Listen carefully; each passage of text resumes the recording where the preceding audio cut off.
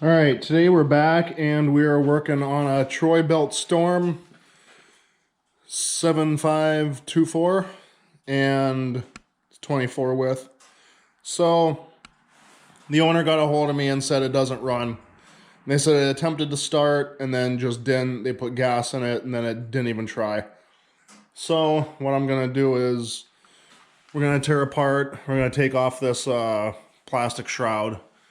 There's a bolt here, two on the side. We're gonna take this pull pin out and then just drop this so we can get to the carb and everything. And as long as it has spark and everything, I'm assuming it's probably a carb issue. I'm not gonna do a step-by-step video on this, I don't think, because it is cold out here.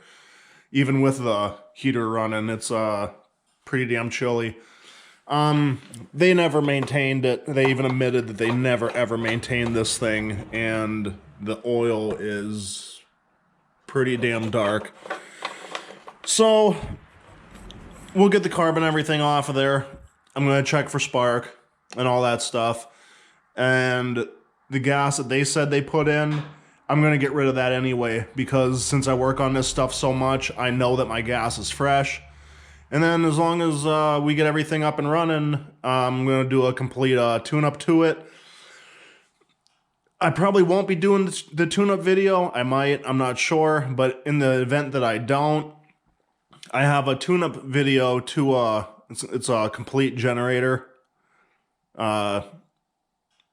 maintenance video that's not that old. And it's basically the same thing. I mean, they're all engines, right? I do notice that this right here is exactly where it's supposed to be. It's got the tension that it's supposed to have. But this one over here kind of rests down here when it should be up there. So if you can see right there, there's the adjustment. So we're going to take all the slack out of that and get it up and going. So we'll be back with further details.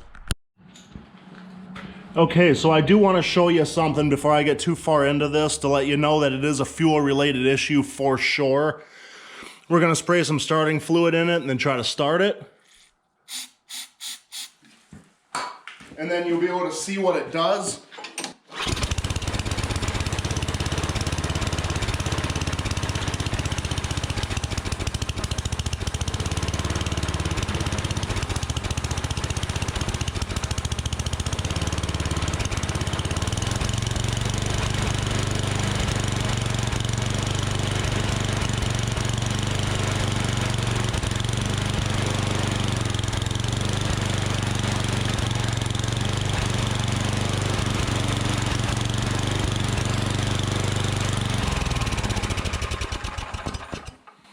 All right, so that didn't happen last time.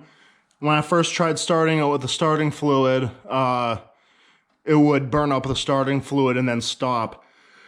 But what we're gonna do is we're gonna take off this carburetor and clean it anyway, because like I said, this machine has not been maintained, and then we'll go from there. All right, we're back, and I got everything put back together. The only thing the whole entire machine really needed was the carb cleaned and the gas replaced. I took out the spark plug and cleaned it all off. I still might replace that tomorrow, but tomorrow I still got to do the oil change. So I got everything done up, put back together. It pull starts no problem, but the problem was the electric start didn't work. So I ended up replacing the electric start with an older used one. As you can see, there's electrical tape wrapped around it. Right there's the old one, and then on the top of there is the old carburetor gasket. So we will give it a pull start and fire it up, and then we will also use the electric start and fire it up.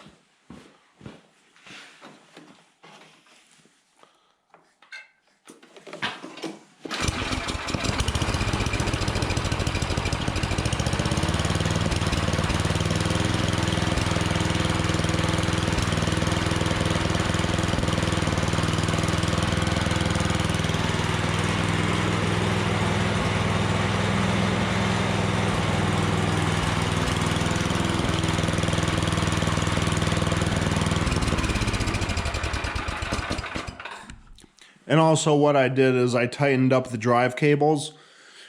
This one was always in the upright position and it has the proper tension to it. This one, when I picked it up, it was actually down like this and there was no tension left on it. So now it comes back up. It should come here, but the reason why I don't have it coming up that far is because it should have some play in it. So we're gonna hook up the electric start and I'll show you that that works.